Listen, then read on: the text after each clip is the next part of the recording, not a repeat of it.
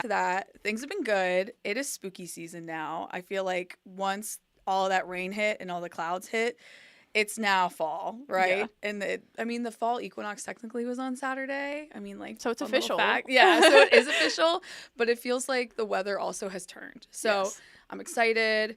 Got my mums finally, thanks to the editors here. We were on a mission. We found them, so happy. Nice. And we also decorated the house. So I'm content. What can I say? I'm happy. I'm happy as a clam. That's all you need. How are you? I'm good. You're reminding me that I need to put out my fall decorations. I have it on my list of things to do. Haven't gotten there yet. But, once we do that, it'll be, like you said, like officially fall. And I Fall feel like season. fall's a long season because Yeah. then you have, well, we obviously have, September because that's like the transitional. Then you have like October, and then it kind of carries over into November as well Yeah. because you have Thanksgiving. So you have time. I have time. And it just depends. Like, do you have more Halloween decorations? Do you have more just generic fall? Like, it might be best that you do it now because That's then you have like true. a nicer transition into your Halloween decor, I think I do have a lot of Halloween decorations, so maybe I'll start putting out like the couple like little leaves and pumpkins and stuff now, and then we'll save the ghosts and the jack-o'-lanterns for later. For like just one more week. So Yeah. you can like so you don't overwhelm yourself. Yeah. You know what I mean? I keep A little forgetting that touch here. October is this weekend. I know. Crazy. I love it. It's like my favorite holiday. So we're here. We're Yay. excited. Now, when it comes down to it, the next pick, folks, is going to be our spooky pick. We had John Miller on from the York County Libraries. He brought us a lot of good stuff. He brought Spooky us picks. a transitional one, he said, like kind of ease us into kind of spooky, scary thriller. And then he also brought us something that kind of took us to the ocean waters, got us on a ship. Yeah. And, deep seas. yes, That's pretty deep sea. scary. Very, very cool. And then we have our pick that we'll get to by the end, which is more localized, ghoulish, goblins, and supernatural is what Yes. he told us during the live interview. So we're excited for that. But before we go any further, we need to talk about this fabulous pick right here. So, Kaylee, do Absolutely. you mind taking it away? Of course. Let's do it. So, Invincible here. It was written by 28, I think, in total authors. So we have 2 from Lancaster County that sort of spearheaded the whole thing. That was Ann Schober and Molly Ayers. We had the pleasure of speaking to them both, and that was wonderful. But they sort of like took this as their own project. It's self-published, it's put together, it wasn't even professionally edited, so this is like really raw, really deep accounts of a bunch of people who are living with these chronic or invisible illnesses and their experience with life. So it's broken up into 9 chapters, sort of like loosely based off the 5 stages of grief, and each one has like a different theme to it. So we have like acceptance and denial, obstacles, triumphs, that sort of thing. So Allie and I just wanted to talk about a couple of the passages that we felt like spoke to us the most, so we can sort of dip our toes into this book, since it's not like your usual like novel with characters and a plot line and that sort of thing. So Right, something different than what we've chosen in the past, which I think is good because we wanted to highlight chronic illness and talk a little bit about it and the importance. But I think this book does a great job because not only is it telling, we're going to the source, right? People who experience this day in and day out, the people that have to go through that process of learning what their diagnosis is with when there's little, research sometimes, or they just don't even realize what they're going through. And then we can kind of see those different stages, as you mentioned. I believe there's joy, hope, gratitude, triumph, some of the good ones, right? Or like the positive ones. And then there's the other side, loss, denial. denial, Yeah. obstacles, So there's really, any way you look at it, there's a different perspective on maybe some of the similar issues. Like we see a lot of times people bring up certain diagnoses in here, like RA, rheumatoid arthritis, fibromyalgia, things like that. So it's good to see all the scopes, right? All of these chapters focusing on maybe one author or a few authors. So that is something also that they mentioned, is that a few of these authors write a few passages depending on the actual chapter. So with that being said, that's why we thought it would be the best way to kind of go through and talk about what impacted us the most. Yeah. So Definitely. I don't know if you would like to start with our first chapter here. Sure. And let's kind of dive in. So some things we mentioned aren't the full chapter. Like some things were just lines that kind of struck us and hit us. So Kaylee's going to start off here with, because the first chapter is denial. And I like how they did this. They did denial, noun, a state of uncertainty, doubt, or disbelief when handed a diagnosis or prognosis of chronic illness, unwillingness to accept the new normal, the attempt to continue on as if no limitations exist. So they bring the word in, but they kind of describe it, the chapter, from the side of chronic illness with the definition. Yes. So feel free to go ahead. Sorry, I'm just taking over. You're good.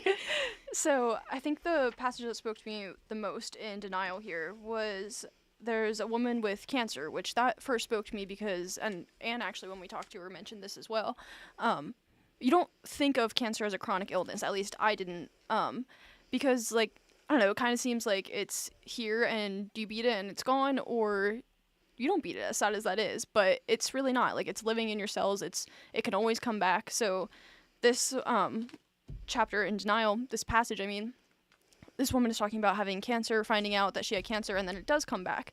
But it's really about, like, how she's dealing with it.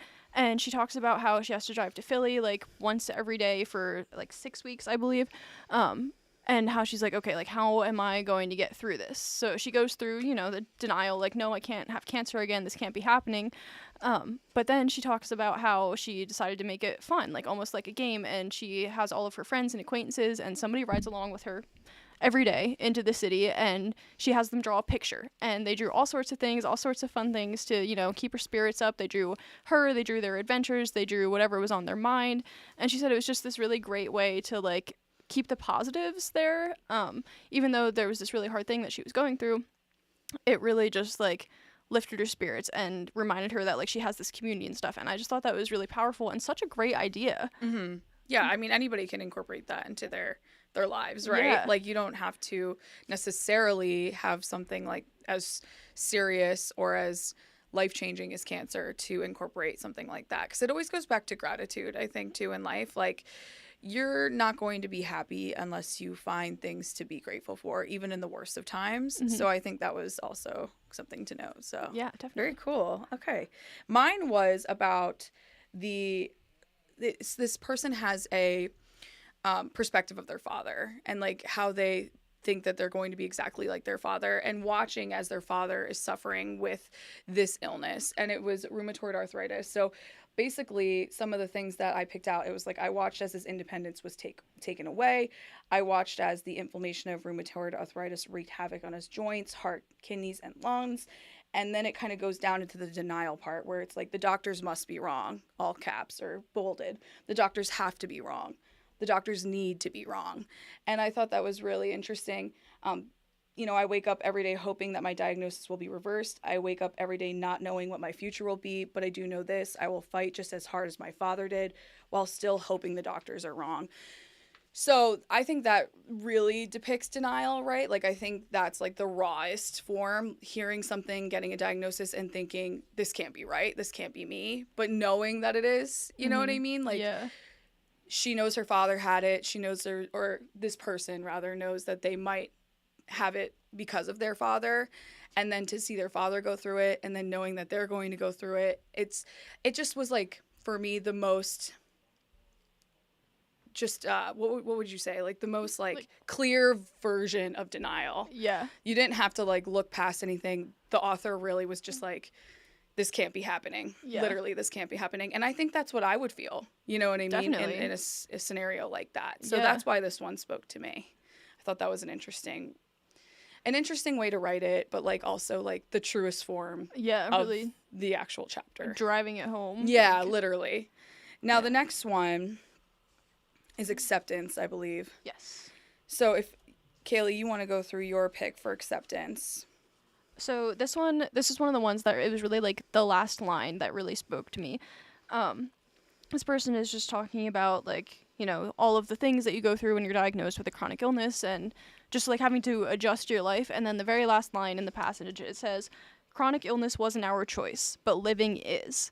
And I just thought that was really powerful and important, because, like, I feel like it would be really, really easy, like, also with what we were just talking about with denial, like, your first thought is like, no, this can't be happening. And I feel like it'd be really easy to just sort of, like, give up. When you get this diagnosis, you're like, well, my life is over, this sucks. But this person is like, no, like, it's not over. you still can live. Like, there's still so much beautiful life to be had, but you have to choose it. Like, you have to decide that you want to do that. And I just think that that's a really important message. Absolutely, because there's strength in that, right? Mm-hmm. Like I think every person, and the way that they mapped this out, I think was great, right? Because starting off with denial, I think that's the first thing that usually comes, and I would think with the grief, it's the first thing that comes. But then accepting it is a whole nother ball of wax, because then you're allowing your body to say, okay, hey, this is my reality now. And, we don't have to have a clear course of action, but I'm at least allowing myself to believe, or allowing myself to know and know that it is true that this is happening to me. So yeah, I think that was a good one too, because it's just like, it's hard. Yeah. And it really shows that it takes a lot of like effort and strength. Like, I chose the last line of a passage as well. That's like, I am strong, I am hopeful, I am determined, and I am accepting of who I am. I am invincible. Right? Yeah. And I think that's like the same, within the same vein of what yours kind of was mentioning. Like, after it all, in the end, like, we're going to get through this. I'm strong. I'm accepting it. And, back to the title, I'm invincible, right? We're going to just take it, and we're going to do what we can to kind of fight the good fight every day. Yeah. So Just gotta very move deep. on. This is what I'm like, the people that are tuning in, like, these are very deep passages, inspiring passages. And, it can really kind of change your perspective on life. And I think that was another, like, that line right there for me. And I think the one for you probably did that for you, right? You're just like, oh my gosh, no matter what I'm going through, I'm strong. Yeah. I'm invincible. I'm able to overcome this. Yeah. So, and if I'm going to be alive, I might as well live. right. So. And acceptance is a hard thing to kind of come by. It takes people longer than others. So I like that it was the second chapter. Yeah. Because it felt like, okay, we're ready. We're going to continue on into, whatever is next. Yeah. And I felt like after denial too, like the very first chapter, I was kind of like, oh, like that was really heavy. That kind of hurt. So then coming out of that into acceptance, I was like, oh, okay. Like, that's not everything. There is some light here. There's like some choices to be had to be like living and that sort of thing. So yeah, it was just a good like flow. Absolutely. Absolutely. Because it can get heavy. Mm-hmm. You know what I mean? And there are a lot of stories in here. So having those breaks of like hope, joy, triumph, like it does kind of show you the full circle, but it also helps break up. Because that was something that Anne said to us, right? She was like, I don't want it to be so heavy and so sad all the time, because it's our lives. Like, our lives are not always like this. And I believe Molly also kind of mentioned, like, this is supposed to be a place for these people to kind of speak up and tell us a little bit about their lives, and to kind of decrease that negative feeling or that potential for judgment. So they don't want it to be just like drear all the time. Yeah. Because there are some really good things and really positive things that happen in these people's lives, right? Definitely. So, with that being said, you ready On to to hit the the next. next one? Yes. Oh, sorry. Very good. We are at anger. So again, going in waves here. But so it starts out sort of like denial-y, but this one or person is just talking about like all of the things that she's thinking about that she might not get to have because of her disease, and it's very angry. She's like, this is not how my life is supposed to go, blah blah blah. But she starts talking about how they're like a very type A person, and they're used to being able to control everything in their lives, and now they don't even have like a roadmap. Like, they can't even tell where this is going to go. And that just really spoke to me, because like that's how I am, honestly. Like, I get really freaked out when I can't control things, when I don't know what's going on. And I was just like, I just found it to be really relatable. I was like, that would be so scary. Like, I can't even imagine, like, this stuff is happening to your body. You don't know what's going on. You can't control it. You can't even really control your treatment, because it takes forever to figure out what works a lot of the times. And it just really made me feel for this person dealing with this disease, that like they're just so like scared, and for good reason. And it's just, it really, like, I think gave me a look into what it might be like to live with like this sort of chronic disease. And I think some of these emotions can really tie into each other. So like fear and anger, I think, are two that oftentimes can be, one's the catalyst for the other. You know what I mean? You're scared, so that makes you angry, or like you're angry and that, translates over into a fear of whatever is coming next. So I agree with that. And the one that I picked was about the financials of it all. You know what I mean? Like, just being so frustrated with how much money. And that's something I think that, you know, emotionally is huge. Like you said, like the anger, the fear, all of it coming together. But then when you put in all these other things, like losing relationships, a lot of these authors talk a little bit about not being able to be out and doing things that they want to do, which can be frustrating, whether that's working out or traveling or just, you know, feeling comfortable in a social setting. And then you bring money into it. And then from what this person said, you know, while most people expected to be fairly poor when they're first married, we certainly were. We have continued to struggle financially. His illness has also cost us 30 years of co-pays, medication, physical therapy, and a multitude of other unseen costs. I think these types of expenses are a big part of living with chronic illness that is often overlooked. And when we were talking to Anne, it's kind of true because they just talk about, like, you know, we mentioned she had a lot of these tests that need to be done when they didn't know what she had.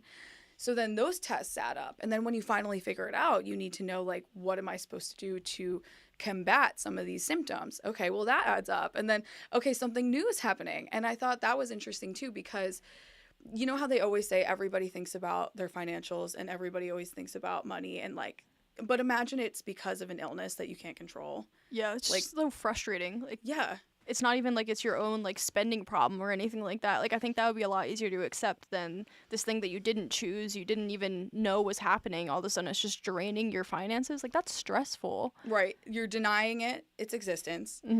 Then you have to accept it. And then you have to accept all the financial stuff that comes along with it that, you know, people don't often even realize as part of your daily life. So I thought that was interesting because out of it all, I think I would also have agreed with yours. Like, I would feel the same way. I would be so angry. I'd be like, what am I supposed to do?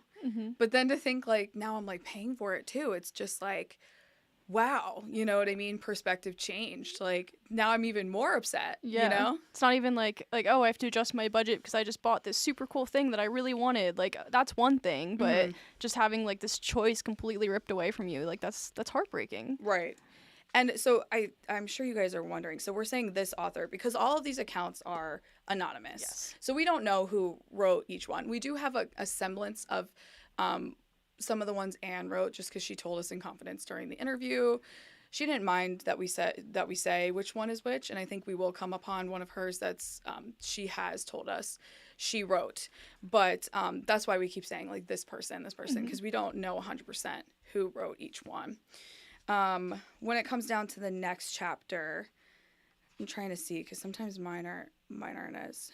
Do you know which one's next after anger? We're getting into joy now. Joy. Okay, so, perfect. Going back up on the spectrum.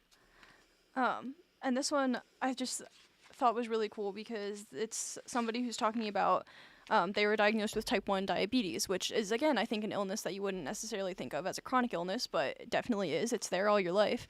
But this person is talking about how because they were diagnosed with type 1 diabetes, they now take their fitness a lot more seriously and have made these lifestyle changes that have allowed them to really just, like, be the best person of themselves. Like, they're talking about how they went home to visit their parents and their dad was like, oh my gosh, like, you're so much faster, like, better at sports now than you were, like, when you were 20, like, 13 years younger.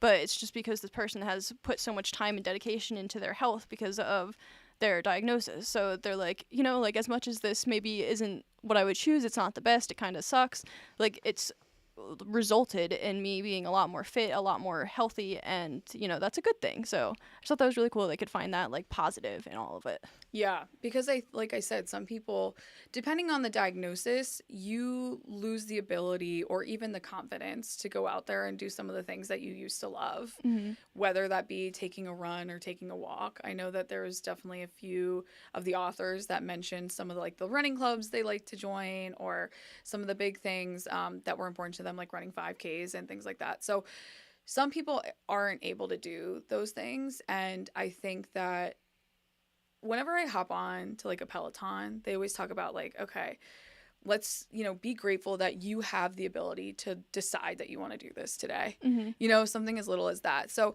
when you have fitness and you're able to prioritize that, even if you are in a little bit of pain or you are, you know, maybe it's not the first thing that you want to do, you know what I mean, based off how you feel, I think for that person, it's a game changer. It's like, okay, I'm so happy I'm able to do this. I might not be able to do it at, like, the highest peak of performance, but I'm doing it. I'm here. I'm loving it. And it's changing my life in a positive way. It's like one thing that I can like hold on to that I love. The one thing that you can control, like we were just talking about. Absolutely, yeah. And I kind of have one like that too. Basically, this person was talking about walking their first 5K. And then, you know, running became the way to show the world that I was a survivor, because this is also a cancer survivor. And there was not one day, 1 hour, 1 minute, or 1 second in my life when I proudly thought I'm a survivor of breast cancer, but I am.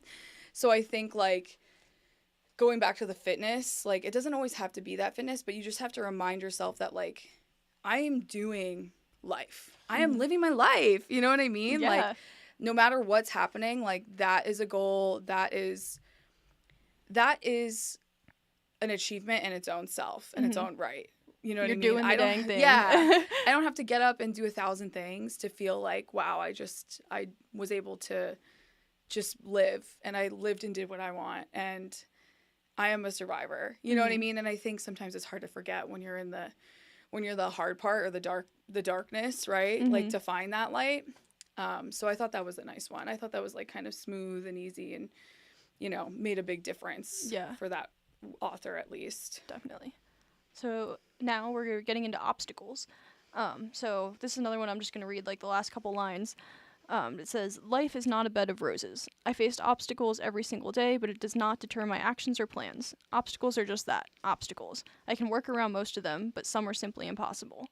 And I just thought that this was really powerful and really important, because, like, not only is this author saying, like, you know what, I can do it, like, I can do whatever I set my mind to, really, even if I have to, like, change how I'm going to do it or make some accommodations for myself, that's fine, like, I can do it. But they're also acknowledging that, like, you know, like, maybe something sometimes just, it's not going to work. Like, after you get your diagnosis and you have all these dreams and everything, like, sometimes things just aren't going to work out, and, like, that's okay. Like, I guess going back to the denial and the acceptance and everything like that, you're going to have to change your plans, and that's okay. Like, you can work around it, you can still live your full life, and you can still overcome a lot of these obstacles, just maybe not all of them. And, you know, that's just part of life, I think, for anybody. Yeah, and I agree. I was just going to say that, like, it might, you know, for somebody like us, like, an obstacle just might feel like a little, like, molehill, right? And for them, that might be even, you know, it might be more. But, you know, it's all about trying to find your way around, and I guess having that courage to say, like, okay, wasn't what I wanted, but I guess I'm here and I'm going to do it. So I thought that's a great perspective too, I think, because it is true. Like, I think that's an equalizer, you know. Yeah. Not everybody's days are going to be great every time, but it's how you handle it. It's how you adapt. But I think for these people, it's probably even more so, like, disheartening when you have something like that pop up, because their obstacles may be a little bit more, you know, than what we deal with on the day-to-day. Yeah. But that's what I think this chapter is about, is just kind of showing the general public that, like, and this is what they wanted to do, right? They wanted to kind of showcase that, you know, people that are able-bodied, you know, like, just remember what it could be like if you weren't, you know? Yeah. And, like, these things that we deal with every day is an obstacle in its own its own right. And that's also, like, what this woman was talking about, or this person was talking about in this chapter. They're saying, like, I have to think about everything. Like, even just walking to the kitchen, like, an able-bodied person would just get up and walk to the kitchen, but this person was like, I have to think about, like, okay, how do I sit myself up on the couch? Okay, I have to plant my feet and stand, and I have to make sure that I'm not dizzy, and then I have to take one small step. So it's just, like, things like that, like, the things that, like, you and I wouldn't necessarily think about, but now maybe we will, now that we have the perspective, the knowledge that from this book. Right. Which is what I think, again, this is, like, what this is supposed to do. Is give people an understanding of what some of these people are going through. The one I chose was similar. It had to do with someone who falls often because of their chronic illness. And, you know, they basically said, you know, they feel as if they're in worse shape than somebody who's 65 years of age and, you know, they're 30. And one day they might need help from others, you know. If they fall, like, you know, their son will have to maybe pick them up and be the one to carry them. And then at the end, you know, with that being said, I know he won't leave me on the floor forever. You know, my son will, you know, help me and pick me up and be there for me, even though like right now he's still young. Like one day as he gets bigger and stronger, these people are going to help me, even though I'm not, I might, my abilities, right, are in worse shape, quote. That's what this person says. Like, I have people that are going to help me get through. And it is hard to think about like someone falling all the time. Like it's a sad reality. But this obstacle is like, okay, this is my obstacle, but I have people around me. I have family that I know won't leave me on the floor forever. I feel like that's great. You know what I mean?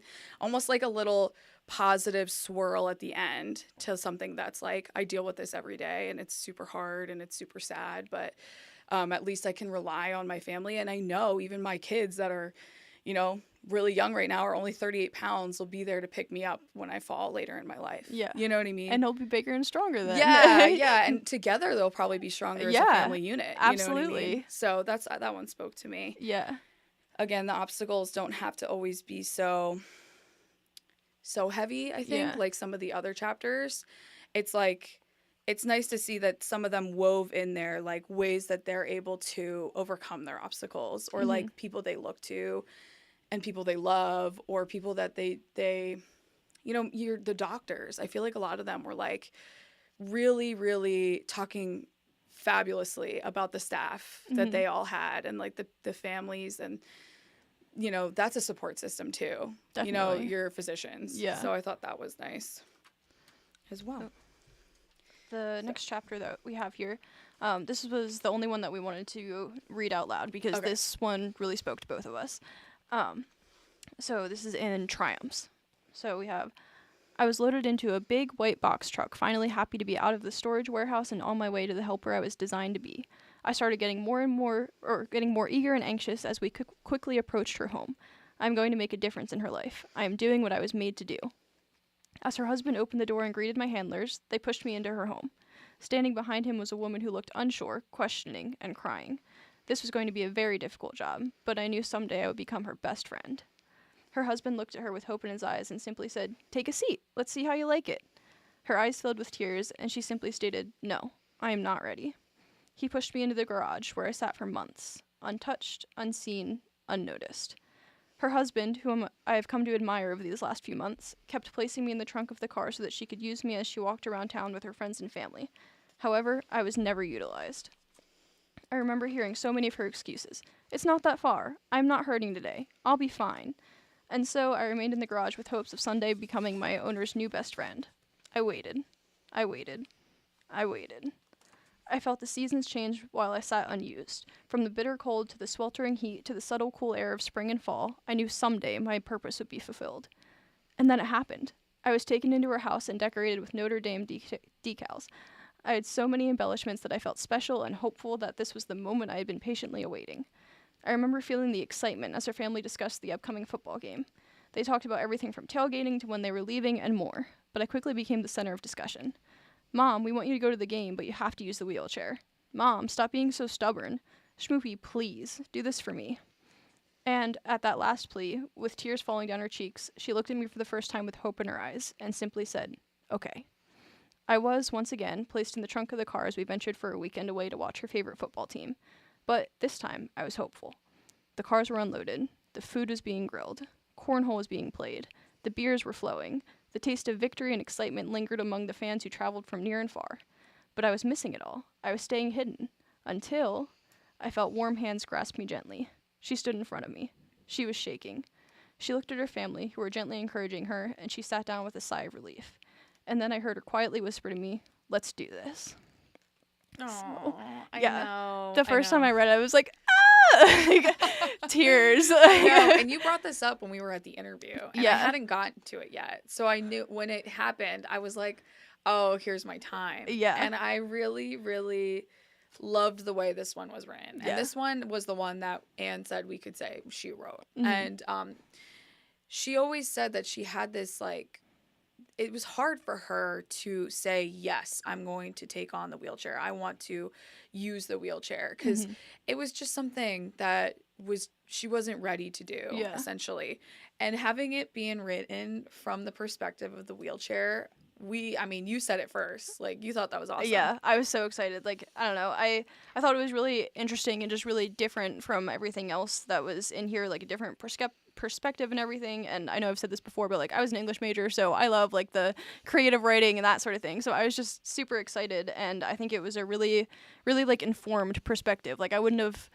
It really, I think, hit me in the emotions. Like, it helped with that. If Anne had just simply written about, like, I didn't want to use the wheelchair, like, that would have been emotional, but I don't think it would have hit as hard as, like, this wheelchair waiting and wanting to be used and, like, man, like, I can help you. Right. It's my job. I'm Yeah. here to be there for you. And, you know, I keep waiting in the trunk, and, you know, everybody's enjoying themselves, and now I'm hearing them talk about me. Yeah. And I'm not out there, and then finally the wheelchair gets to come out, you know, tears in her eyes. She's ready to go, and, you know, ready to take on whatever this next chapter has. I know it's set in a tailgate setting going into a football game, but I think it's more so about just life. I think she mentioned this being written from actually a real life, like, instance of her being at a Notre Dame game.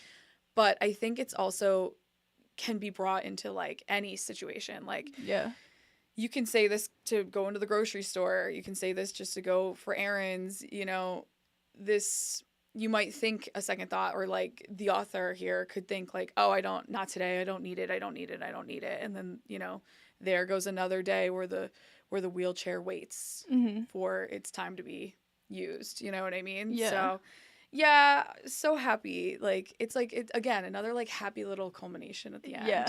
That together they were able to kind of come to this moment and decide, okay, like, let's do this. Yeah, we can do this. Yeah, and it's going to be all right. And yeah. You know what? It probably made for a better experience in the end. You know what I mean? Yeah. Like, it's hard to say yes to those things sometimes.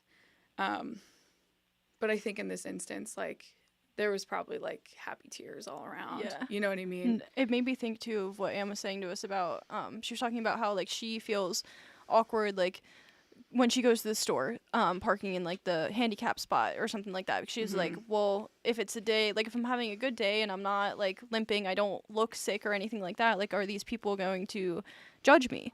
Right. And it just really, like, reminded me of that. Like, there's these aids that are here, like, designed to help, and it can be really, really hard to accept that help.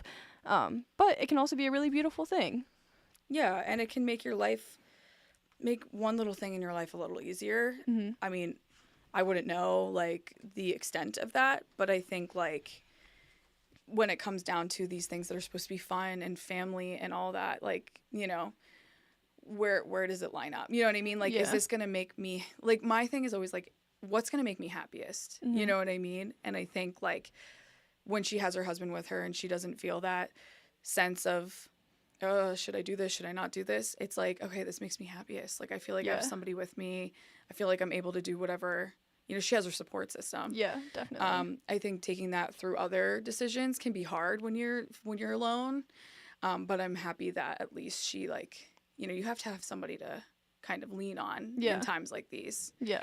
Now, the next one is going to be kind of one of those instances where people needed that support, and it's the loss chapter. And this one kind of just talks about the state of losing an ability, sense of independence, or oneself an identity due to the living with a chronic illness. And from what I have from here, this one this one is just like the end of a passage, and it says, you know, it's just kind of like listing off the things that they have lost. And the author starts, you know, with things as like, I avoid large social settings. I avoid meeting new people. I have lost friends. We mentioned that. You know, I have people in my life that don't want to be seen with me. I have lost confidence. These are just a few that I'm picking out. One of the things, I cannot go on roller coasters. You know, that's something that could be like minor to somebody, but to this author, it must be very, very influential. I have lost control of my hair pulling, which is something that one of the authors mentions a lot. And then at the end, it just says, but I have not lost who I am. So another kind of nice little tie-in. Mm-hmm. But you forget about stuff like this. Like, you know, I avoid letting anyone get too close to my face. You know what I mean? Yeah. Like, again, something that we might not think on the day-to-day. I've lost my self-esteem. Like, these are big things, Yeah. you know, that these people experience daily. So I thought that really spoke out with this person and this person's experience. And loss doesn't always mean the same thing to every person. Yeah. You know what I mean? Yeah, definitely. Yeah. The one that I picked out from Loss, it really kind of grabbed my attention because this person is talking about alcoholism, and that's just another one that like I wouldn't necessarily think of as a chronic illness, but I mean it's addictive. That's sort of like the whole thing, is that it takes over like their whole life. But this person is talking about how when they picked up, it says, when I picked up my first drink at 13, but they're talking about how they found themselves, or a version of themselves that they felt comfortable in, felt like they could like be in social settings in, and then 10 years later, however long their addiction lasted until they got help and wanted help, and that's something else that they say, is that like they finally wanted the help. They are talking about how like when they finally are sort of like lifted out of that addiction, they now feel like they've lost themselves again, because the only version of themselves that they knew for so long was this version that was always drunk. And they were like, it's like, I'm proud of myself and I'm glad that like I'm moving forward, but like I sort of have to figure out who I am again, and that's not something that you necessarily think about doing when you're like in your 20s a lot of the time, I think. Mm-hmm. So it was just really profound to like read that, and how like they really don't know like who they are, and they're just rediscovering a lot of things. Yeah, this one, I also have this one here, so I'm glad you said this. So some of the ones, I created a self that was built on a lie, right? Whoa. Yeah. That's serious. Especially for a 13-year-old, right? Yeah. Let's just think, like, let's put ourselves in the minds of a teenager or soon-to-be teen. Would I ever be found? Would I ever be found out? And then, you know, what did I lose with my addiction? Again, the kind of that list again, my dignity, my word, my morals, myself. But I also lost fears, my worries, my inhibitions. Mm-hmm. Okay, kind of a twofold thing. Yeah. It's like, okay, this is what I find to be a positive with drinking, and here's what I find to be negative. And then, you know, life was fun until it wasn't. And I think this could speak to a lot of different people, this passage. And then it kind of, it leads into the next one too, which I forgot. But I found my way to get the help I so desperately needed and finally wanted. Yeah. And that's something that's interesting, because in this scenario, you don't always want to change. Mm-hmm. You have to want to change. Yeah. And to see the progression from when it started to, like you said, I picked up my first drink, to I created a lie. I loved some things about my drinking. I didn't love some things about my drinking, but then I finally found help because there was things that I just couldn't, you know, I needed to change, and I desperately wanted to change. Mm-hmm. But it was because I finally took the step to do so. Yeah. This one's really a big one, I think. Yeah. And I think too, it even like ties in with some of the other passages that we read in a little bit of a different way, but some of the authors were talking about how like they knew that something was wrong with their body, but they didn't necessarily know like what was going on, or they just kind of brushed it aside, like, oh, I must just have a headache, or oh, I must have, I don't know, slept wrong and like my leg's been hurting for a couple days, like that sort of thing. But a lot of them talk about then like they had to choose to advocate for themselves. They had to like make that choice to say like, no, doctor, like you're wrong. It's not just this, it's something more. I don't know what it is, but it's something more. And it's like this sort of the same, it reminded me of this when this person was saying that they finally had to like choose to want help and choose that help. Just sort of, I think, relatable across the whole illness spectrum. Right. And that is interesting that we did find a lot of these authors having that struggle with finding the proper care for them, because it's like, who believes me? Who doesn't believe me? You know, who's actually going to help me? Who's going to be there for me? When Anne talked in her actual interview, she said that the person who finally figured it out was like her angel in disguise, right? And I think that can also translate to this. You know what I mean? Like when you go through something like this, it's a little bit different. You know, the front face looks a little different, but you still need that support system, and you still need someone who's going to believe in you. Yeah. To basically take you to the finish line. Now, the next chapter is hope. So, that feeling of encouragement, trust, or a glimpse of positivity, despite a chronic illness diagnosis, that can aid in providing a sense of something good to come. And I like that as trust, right? Because I think this is where, like, hope and gratitude really touch on, I think, the healthcare staffs. Yeah. Because they're, like, thankful that somebody figured it out, thankful that somebody's there with them, and also, like, so thankful to these people for being there when some of these other providers that they've tried just maybe didn't get it right, or, you know, maybe it wasn't a good fit. You know what I mean? Mm-hmm. I think one that I have here was some that suffer from fibromyalgia do not get the correct diagnosis for years, let alone a treatment plan that works for them. They say God doesn't give you anything that you cannot handle. 22 years after my diagnosis, I think that I'm lucky and blessed that I only have fibromyalgia too. So, like, that's something too to be like, okay, I'm grateful and hopeful that this is all I have to deal with, because there's so much more out there too, which we already kind of touched on. You know what I mean? Like, that thinking that life could be so much worse, you know? So these chapters kind of like tie into each other, I think. Because it's hope and then gratitude at the end, right? Yeah. Yeah. So do you have anything else that come for those two chapters at the end? I think just like the one person, which we kind of touched on this a little bit, but this one person is just saying that like it took them a really long time to like break out from this medical team that they felt safe with, that wasn't really helping them, because they couldn't figure out what was wrong. So they finally like revamped their medical team, and they finally like got the care that they needed, figured out like what the issue was, and they're like, okay, like now I have hope again. Which I just thought was, again, like just a really important message. And they were saying like, I still can't do like some of the things that I would have liked to do. Like I can't snowboard, but I can sit outside and draw on my sketch pad, which I really liked. So yeah, I think it was just another like good message. Like there's always something that you can look at. There's always a bright side.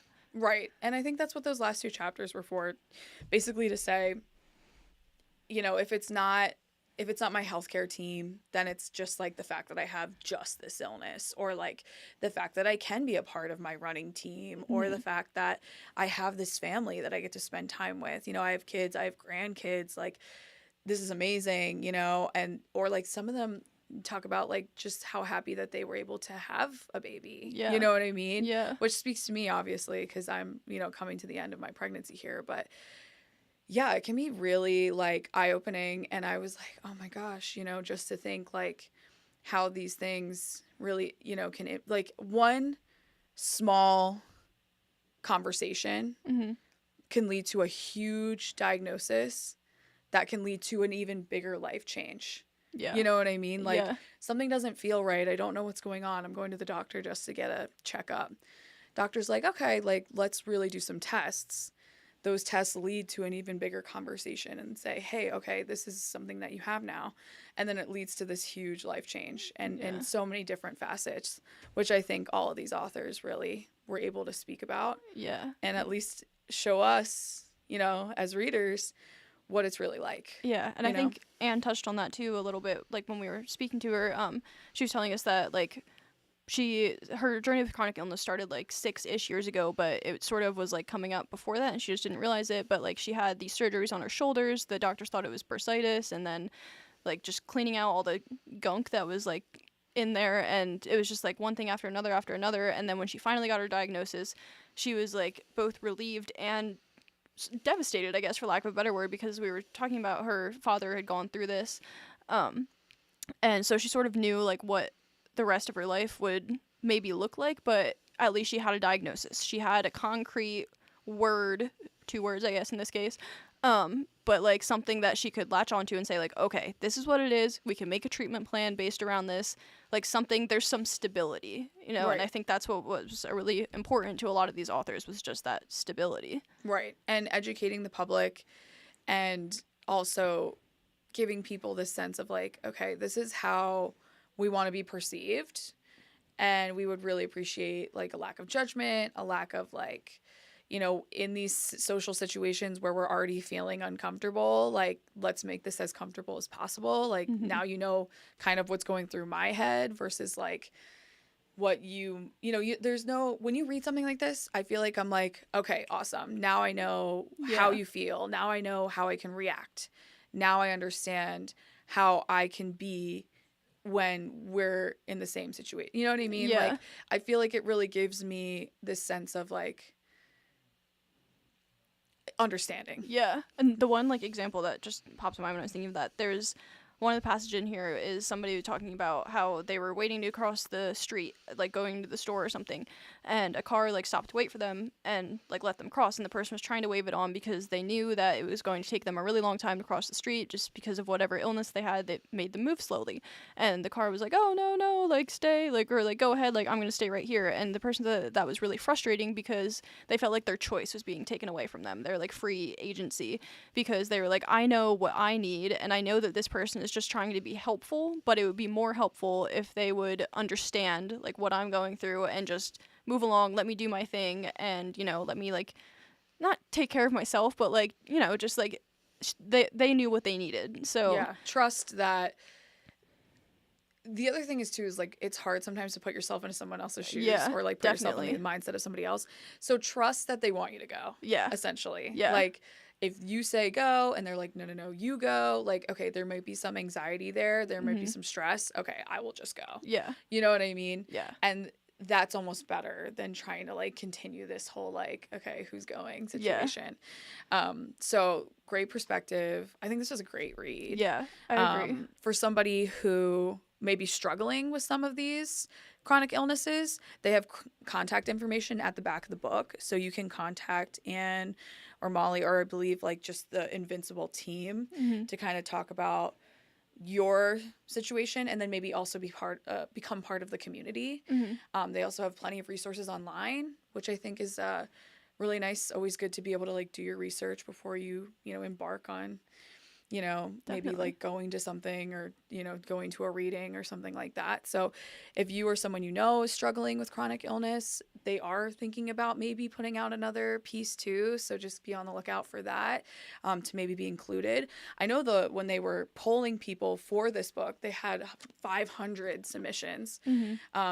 So know that they do have a lot of people interested in being a part of these collections of writings, but this could be a place for you. And then if somebody needs some more information, like if you are struggling but you want somebody to understand what you're going through, I think this is a great pick too. Yeah, I agree. And Anne was talking about they're working on some things in the future as well, so that could be another great resource. They're talking about maybe doing a podcast, again, just talking about their experiences and things that they've found to help them. They're talking about putting out like workbooks, like to sort of help people suffering from the illnesses or caregivers like sort of work through their emotions and the whole thing surrounding like all of the emotions that go into a diagnosis like this. So there's a lot coming. Yeah, not just for the individual, but perhaps for the family or friends surrounding the individual too. So be on the lookout. We have information over on our website. We also have the full Meet the Author piece there too. So if you want to kind of get to know Molly and Anne more, that's all there.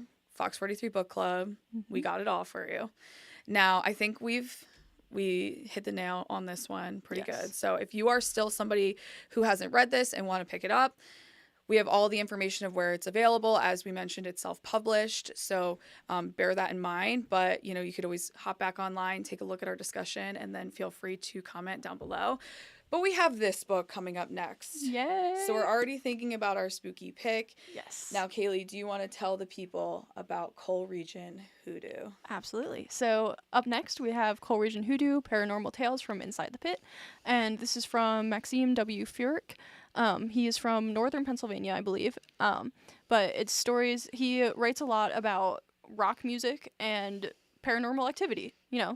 Two pretty good niches. So this one is delving into all sorts of like supernatural, spooky stories from around Pennsylvania. He has another book that talks more specifically about miners trapped down at the bottom of a shaft. I think that's like Shepton Mysteries, and he does talk about that a little bit in this book as well. But yeah, it's just a really interesting look into like the lore, the mystical lore of Pennsylvania. Yes. The phenomena that is PA, right? And I'm reading here, exploration of high strangeness inside the Pennsylvania wormhole that gave birth to the Night of the Living Dead, the Blob, and the Philadelphia Experiment. And I think we all know the Blob. Beware of the Blob. Yes. He creeps. and Weeps. You know the song? Yeah. Oh my God, so good. That's like one of my favorite Halloween jams. So there's a lot of good here. And I'm excited because it is spooky season, as we mentioned. So we have a bunch of books. John Miller, he, like I said, brought us 2 additional books that you can go and find on our website. But this will be our pick of the month. Mm-hmm. So we are going to discuss this one, talk a little bit about it, and give you, your taste of October flair. Yes. Thrills, fears, ghouls, all of goblins, the above. Supernatural. Yes. I mean, does it get better than this? I don't know. Not in October. Not in October, that's for sure. So, Kaylee, thank you so much for finding thank this. you. And we're excited to get into this. Don't forget, folks, you can join the FOX43 book club at any time. You just head over to our Facebook page and and become a part of the club. We post updates just throughout the month, photos, interviews, exciting things. Want to hear your comments, your thoughts? Yeah, and suggestions. We've gotten a lot of suggestions over the last month and a half, I'd say, just about local authors and local books that we might be interested in bringing on. The end of the year is coming, and there is a process for approval. So just know that we wanted to make sure people were aware that we have to make sure that the book is good to go for reading and for the live. But otherwise, we love your suggestions, so keep them coming. Yes. And we can't wait to discuss this book coming up at the end of October.